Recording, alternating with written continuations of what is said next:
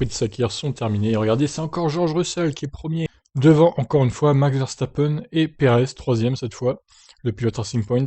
Donc les temps, ça commence à chuter sévère, on est en 54, alors imaginez en qualif, à mon avis, on va se rapprocher des 53 secondes. On a un bon résultat pour Esteban Ocon, qui est quatrième aussi, devant Alex Albon.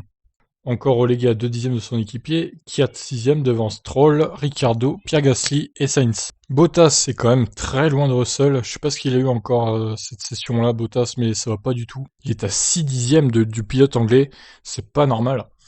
Alors Kimi Räikkönen 12ème devant Giovinazzi, Kevin Magnussen 14ème devant Latifi 15ème qui s'est un peu amélioré depuis ce matin, enfin depuis cet après-midi on va dire. Vettel par contre, séance chaotique pour le pilote allemand. Norris 17ème devant Fittipaldi et Jack Aitken. Bon, les deux débutants, ils se sont un peu rapprochés, c'est mieux, ils progressent. Ils ont fait énormément de tours d'ailleurs, c'est 58 tours, je crois que c'est Jack Aitken avec Kvyat du coup qui ont fait le plus de tours. Et Charles Leclerc avait un problème avec sa Ferrari, du coup il a pas fait de temps, tout simplement. Alors les essais 3 sont à vivre demain de 15 à 16 heures, et les qualifs à partir de 18 heures, toujours sur Canal+ Décalé, tous les liens sont dans le Discord, je vous invite à rejoindre le Discord.